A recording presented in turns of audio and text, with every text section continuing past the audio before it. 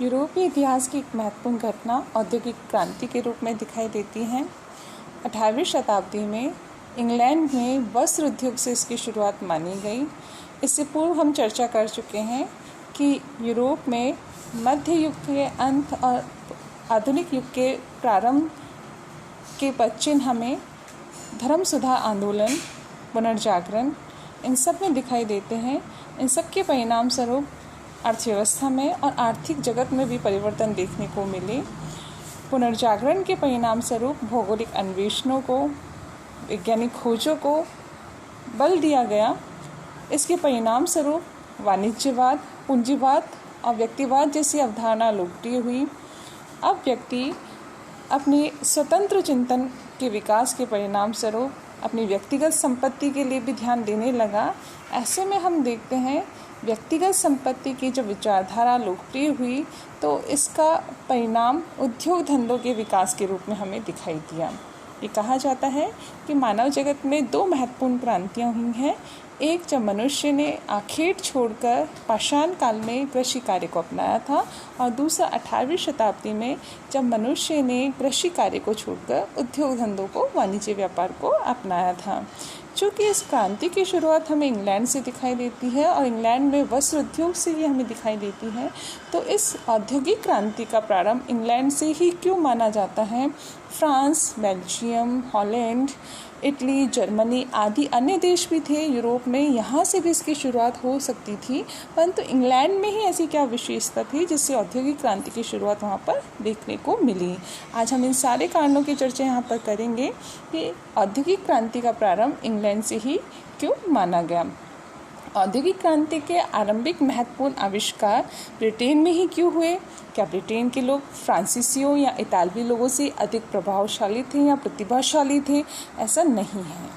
कैल्वेल एवं मेरिल के अनुसार वैज्ञानिक जिन्होंने औद्योगिक क्रांति में महत्वपूर्ण भूमिका निभाई, ब्रिटेन के अंदर अपने अन्य महाद्वीपीय साथियों की तुलना में राजनीतिक एवं धार्मिक हस्तक्षेप से अपेक्षाकृत ये अधिक मुक्त थे। वास्तव में इंग्लिश रॉयल सोसाइटी जो कि 1662 ईस्वी में बनी थी, अधिक पुरानी थी एवं अन्य देशों की वैज्ञानिक संस्थाओं की तुलना में अधिक समर्थन एवं प्रोत्साहन प्राप्त थी। यह उल्लेखनीय है कि ब्रिटेन की उक्त रॉयल सोसाइटी ने नवीन मशीनी आविष्कारों के लिए पुरस्कारों की घोषणा कर रखी थी। अर्थात इंग्लैंड में औद्योगिक विकास के लिए वातावरण बना हुआ था, प्रतिस्पर्धा का वातावरण था, एक दूसरे को आगे बढ़ाने के लिए प्रोत्साहित किया जाता था। ये सारे माहौल औद्योगिक क्रांति के अनुकूल था। सेंटर के अनुसार ब्रिटेन के आविष्कारकों का सबसे महत्वपूर्ण योगदान था आविष्कार का आविष्कार करना।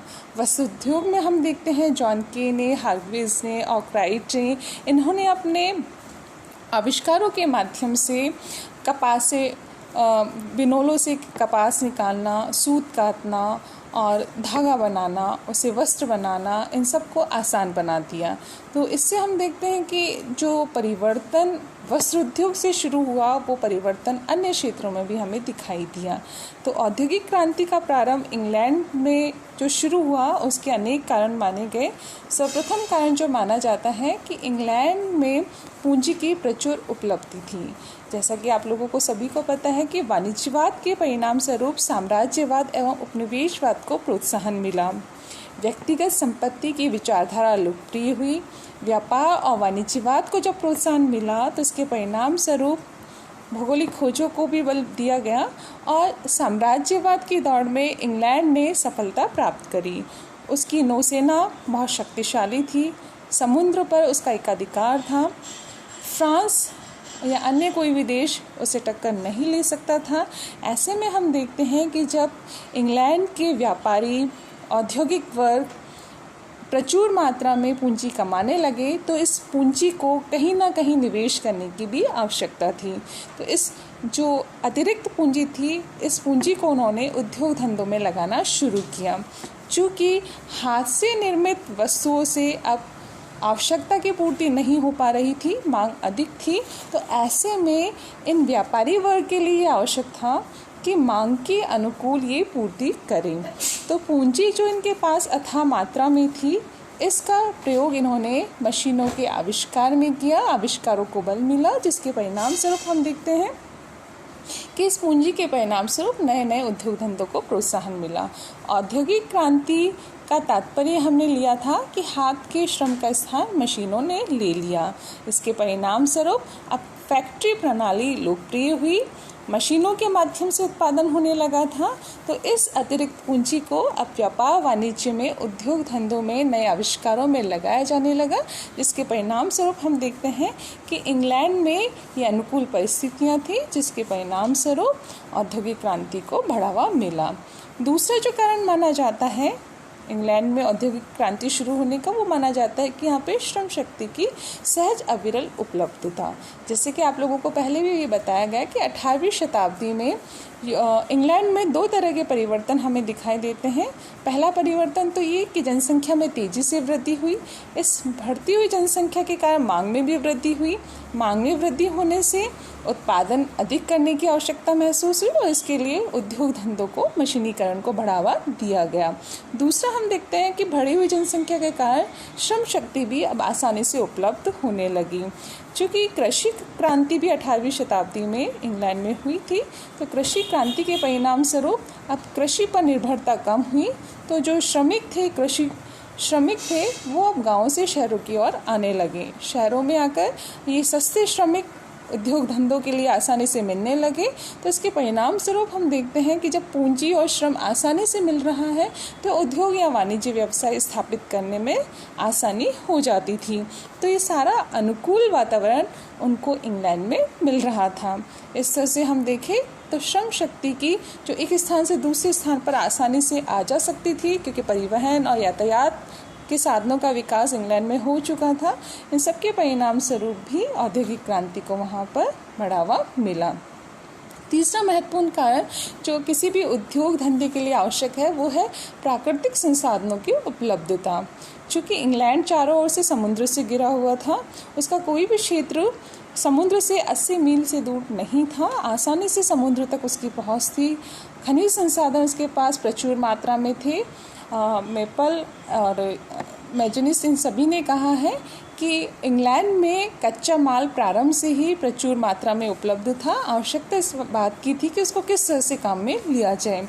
चूँकि इंग्लैंड के पास बंदरगाह स्थापित करने की अनुकूल परिस्थितियाँ थीं, समुद्री व्यापार पर उसका एकाधिकार था, इस कारण भी इंग्लैंड में उद्योग धंधे आसानी से स्थापित हो पाए। कच्चा माल आसानी से उपलब्ध हो रहा था और इस कच्चे माल से तैयार माल खपाकर इसको आसानी से उपनिवेशों में खपाने की व्यवस्था इंग्लैंड के माध्यम से की जा रही थी। तो इस तरह से हम देखें, लोहा, कोयला ये आसानी से इंग्लैंड में उपलब्ध हो रहा था। अनुकूल भौगोलिक परिस्थितियाँ थीं। ऊन और ये जो लोहा है ये आसानी से इंग्लैंड में उपलब्ध था। कपास उसको अपने उपनिवेशों के माध्यम से मिल जाता था। तो इस तरह से हम देखें तो इंग्लैंड में कच्चे माल की सहज उपलब्धता भी औद्योगिक क्रांति के लिए अनुकूल साबित हुई। अन्य कारण जो बताया जाता है वो है उत्पादित माल की अत्यधिक मांग एवं तैयार माल की खपत। जैसे कि मैंने आप लोगों को बताया कि वाणिज्यवाद के परिणाम स्वरूप साम्राज्यवाद एवं उपनिवेशवाद को प्रोत्साहन मिला। इंग्लैंड के पास एक विशाल साम्राज्य था, औपनिवेशिक साम्राज्य था। उसने अमेरिका, भारत जैसे उपनिवेश स्थापित कर रखे थे, जहाँ से वो कच्चा माल लेता था और वहाँ पर अपना तैयार माल मुँह मांगी कीमत पर बेचता था। रजनी पामदत्त ने भारत नामक अपनी रचना में ये कहा है कि यदि इंग्लैंड में प्लासी लूट का माल और भारत का धन नहीं गया होता तो पेंसले, लंकाशायर और मैनचेस्टर की सूती मिलें कब की ही बंद हो चुकी होती। तो इस तरह से हम देखें तो इंग्लैंड में उपनिवेश और साम्राज्यवाद के माध्यम से तैयार माल खपाने की जो व्यवस्था आसानी से थी और आराम से इंग्लैंड अपने तैयार माल को इन देशों में खपा पा रहा था और वहाँ से मुँह मांगा दाम वसूल कर रहा था। ब्रिटेन में अनुकूल राजनीतिक परिस्थितियाँ थीं। राजनीतिक परिस्थितियों की बात करें तो फ्रांस में और इंग्लैंड में एक महत्वपूर्ण अंतर यही देखा गया, जिसके कारण फ्रांस में औद्योगिक क्रांति की शुरुआत नहीं हो पाई। इंग्लैंड में 1688 ईस्वी में रक्तहीन क्रांति हुई। राजनीतिक सत्ता में आसानी से परिवर्तन हुआ और संसदीय व्यवस्था वहाँ पर स्थापित हुई। इंग्लैंड की अनुकूल राजनीतिक परिस्थितियों का परिणाम वहाँ के माहौल पर पड़ा। लोगों को सुरक्षित माहौल मिला। युद्धों का इंग्लैंड की धरती पर अभाव था, कोई भी युद्ध इंग्लैंड में नहीं लड़ा गया था। ऐसे में बड़े बड़े उद्योगपतियों को, उद्यमियों को, व्यापारियों को, पूंजीपतियों को नए उद्योग स्थापित करने में, पूंजी निवेश करने में आसानी लगी। तो इसके परिणाम स्वरूप हम देखें तो अनुकूल राजनीतिक परिस्थितियों का परिणाम भी औद्योगिक क्रांति स्थापित होने में एक महत्वपूर्ण रोल निभाती है। राजनीतिक स्थिरता और वित्तीय स्थायित्व से उद्योगों एवं व्यापार का विकास हुआ। सरकार स्वयं भी उद्योग धंधों को स्थापित करने के लिए प्रोत्साहित करती थी। बैंकिंग प्रणाली का इंग्लैंड में विकास हो चुका था। आसानी से व्यापारियों को, लोगों को ऋण प्राप्त होता था तथा पूंजी निवेश वो आराम से कर सकते थे। सामाजिक स्थिति की बात यदि हम देखें तो इंग्लैंड के लोगों का जीवन स्तर अन्य देशों की तुलना में काफ़ी उच्च था और इससे उनकी मांग भी बढ़ी हुई थी। इंग्लैंड के लोग एक अच्छा जीवन यापन करते थे, उनकी मांग के अनुकूल पूर्ति होती थी, इससे उत्पादन संभव हो पाया था। सौदागरों और व्यापारियों के नवीन कुलीन वर्ग का उदय हुआ। ये सौदागर और व्यापारी विदेशी व्यापार में रुचि रखते थे। ये अपनी पूंजी को उद्योगों एवं वैज्ञानिक अनुसंधानों में लगाते थे। इसी तरह हम देखें तो मध्यकाल में जो सामंतवाद और कृषि दासता की स्थिति है, मैनर व्यवस्था है, इन सभी का अंत, श्रेणी व्यवस्था का अंत इंग्लैंड में हो चुका था। यहाँ पर व्यक्तिगत स्वतंत्रता, व्यक्तिगत संपत्ति की अवधारणा लोकप्रिय हो चुकी थी। ऐसे में उद्योग धंधों को अनुकूल माहौल मिला और इनको प्रोत्साहन मिला। इसी तरह हम देखें 18वीं सदी के अंत में इंग्लैंड में काली मृत्यु जैसी एक बीमारी फैली थी, जिससे लाखों की संख्या में लोग मरे थे। इस काली मृत्यु के कारण जब जनसंख्या कम हुई, लोग कम हुए, तो ऐसे में कार्यप्रणाली को और भी तीव्र करने के लिए उद्योग धंधे स्थापित करने की आवश्यकता हुई और श्रमिकों और एवं मजदूरों द्वारा उद्योगों की स्थापना संभव हो पाई। तो अनुकूल राजनीतिक और सामाजिक परिस्थितियां भी इंग्लैंड में औद्योगिक क्रांति के लिए देखी जाती हैं। इसी तरह हम देखें तो 18वीं शताब्दी में इंग्लैंड में कृषि का तेजी से विकास हुआ, कृषि क्रांति के परिणाम स्वरूप। औद्योगिक क्रांति के कारणों की जब भी चर्चा की जाती है, ब्रिटेन में कृषि विकास की अनुकूल पृष्ठभूमि ने ब्रिटेन में औद्योगिक प्रगति की प्रक्रिया में 3 प्रकार से सहायता की। प्रथम, कृषकों की क्रय शक्ति में वृद्धि हुई, जिससे उत्पादित वस्तुओं की मांग बढ़ी। द्वितीय, कृषि पर निर्भरता कम होने के कारण बहुत सारे कृषक शहरों में आ गए और उन्होंने औद्योगिक श्रम शक्ति की उपलब्धता में वृद्धि की। तीसरा, इंग्लैंड की जनसंख्या जो बढ़ी, उन्होंने उद्योगों में आसानी से श्रमिकों को उपलब्ध करवाया और खाद्यान्न इनके लिए उपलब्ध हुआ।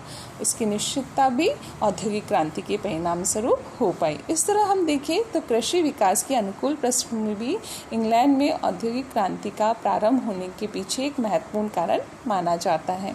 अब हम देखें जो महत्वपूर्ण कारण इसका माना जाता है वो आरंभिक तकनीकी आविष्कारों का केंद्र। जैसे कि अभी मैंने आप लोगों से चर्चा की कि वस्त्र उद्योग जो कि एक महत्वपूर्ण उद्योग था, जिसके माध्यम से इंग्लैंड ने अथाह धन अपने यहाँ एकत्र किया था। दादा भाई नौरोजी ने भी अपने धन निष्कासन के सिद्धांत के माध्यम से ये सब समझाया है। तो इस तकनीकी आविष्कारों में वस्त्र उद्योग का नाम हम प्रमुखता से लेंगे। भाप के इंजन का आविष्कार इस समय तक हो चुका था, जो शक्ति चालित मशीनों के लिए आवश्यक था। तो ये सारी परिस्थितियाँ हम इंग्लैंड में दिखाई देती हैं। जैसे जॉन के ने फ्लाइंग शटल का आविष्कार किया, जेम्स हार्ग्रीव्स ने स्पिनिंग जेनी का, रिचर्ड आर्कराइट ने वाटर फ्रेम का और सैमुअल क्रॉम्पटन ने म्यूल, एडमंड कार्टराइट ने पावर लूम का आविष्कार किया। इस तरह से हम देखें तो ज़्यादातर आविष्कार इंग्लैंड में हुए। इंग्लैंड में आविष्कारों को प्रोत्साहन दिया गया। अनुकूल परिस्थितियाँ होने की वजह से वहाँ के लोग नई नई तकनीकी का विकास करने में, आविष्कार करने में रुचि रखते थे। इन सब का प्रभाव भी औद्योगिक क्रांति के उदय के लिए लाभकारी साबित हुआ। जैसे हम देखिए औद्योगिक क्रांति ने श्रम शक्ति का स्थान ले लिया था मशीनी शक्ति ने। एक एग्जाम्पल के माध्यम से आपको मैं बता सकती हूँ, जैसे कि घरों में पहले हम छाछ हाथों से बनाते थे, लकड़ी का बिनोला होता था, उससे फेंट कर हम छाछ बनाते थे, परंतु अब देखिए तो मशीनों के माध्यम से हर घर में छाछ बनती है। तो ये औद्योगिक क्रांति का ही परिणाम है, जिसका हमने प्रथम चरण 1750 से 1850 ईस्वी के मध्य माना और दूसरा चरण 1850 ईस्वी से लेकर अब तक विश्व में दिखाई देता है। तो इस तरह से हम देखें औद्योगिक क्रांति जिसकी शुरुआत इंग्लैंड से मानी गई, इसके पीछे राजनीतिक, सामाजिक और आर्थिक कारण मुख्य रूप से हैं। पूंजी की, श्रम शक्ति की, जो उद्योग धंधे स्थापित करने के लिए एक आवश्यकता थी, कच्चे माल की, प्राकृतिक संसाधनों की आसानी से उपलब्धता, मांग की, ये सारी व्यवस्थाएं हमें इंग्लैंड में दिखाई देती है, जिसके परिणाम स्वरूप औद्योगिक क्रांति वहाँ पर संभव हो पाई। अब औद्योगिक क्रांति का प्रभाव किन किन उद्योगों पर पड़ा, क्या परिणाम निकले, इन सभी की चर्चा हम आगे अध्याय में करेंगे।